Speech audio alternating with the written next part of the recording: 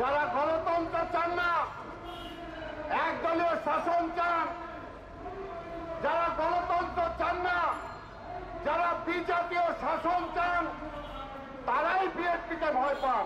বিদ্যুৎ, পানি, গ্যাসের দাম কমে নাই। মানুষের আজকে কি অবস্থা, খেতে খাওয়া মানুষের, মধ্যবিত্ত মানুষের। চাঁদাবাজির কথা বলেন, সরকারে কে আছে? সরকারে কারা আছে? আপনারা আছেন সরকারে। আপনারা কেন চাঁদাবাজি বন্ধ করতে পারেন না? কেন সিন্ডিকেট ভাঙতে পারেন না? কারে দোষ দেন? বিএনপি তো ক্ষমতায় নাই, খালি বিএনপি বিএনপি বিএনপি করেন। যদি নাই পারেন, এর জন্যই তো বলছি, না পারলেও বিএনপি ক্ষমতা চায় না, বিএনপি নির্বাচন চায়। কারণ আমরা জানি এই দেশ পরিচালনার জন্য বিএনপি একমাত্র সরকার যে জনগণের পক্ষে দেশ পরিচালনা করতে পারে। এই কারণেই নতুন করে ষড়যন্ত্র হচ্ছে দেশ এবং বিদেশে, যাতে বিএনপি কোনোভাবে ক্ষমতায় না আসতে পারে। কেন? ভয়টা কি? কারা ভয় পান?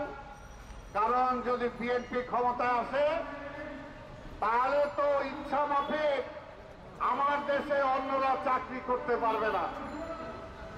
এই দেশটাকে অন্য দেশের রাজত্ব বানানো যাবে না। ইচ্ছা হলো যখন তখন যে আইন ফরমান জারি করে দিলাম, সেটা হবে না। সেই কারণেই তো বিএনপিকে ভয় পায়। বিএনপিকে কারা ভয় পায়, এটা আজকে দেশের জনগণকে চিন্তা করতে হবে। বিএনপিকে কারা ভয় পায়? যারা স্বাধীনতার মূল যে বিষয়, সেটাকে বাস্তবায়ন হতে দিতে চান না, তারাই আজকে বিএনপিকে ভয় পায়। যারা গণতন্ত্র চান না, একদলীয় শাসন চান, যারা গণতন্ত্র চান না, যারা বিজাতীয় শাসন চান, তারাই বিএনপিকে ভয় পান। বিএনপি জনগণের দল, বিএনপি জনগণের সাথে আছে। এই কারণে বিএনপির নেতা তারেক রহমান বলার সাহস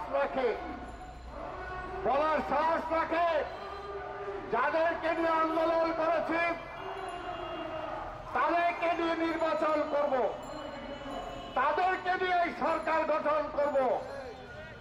এটা সাহস থাকা লাগে। সেই কারণে আমরা কোন ক্ষুদ্র চিন্তায় বিশ্বাস করি না। দেশটাকে জাহান্নাম বানিয়ে দিচ্ছেন, দেশের সবকিছু ধ্বংস হয়ে গেছে। এই ধ্বংস স্তূপ থেকে এই দেশকে উদ্ধার করতে হলে জাতীয় ঐক্যের কোনো বিকল্প নাই। ঐক্য বিনষ্ট করবেন না।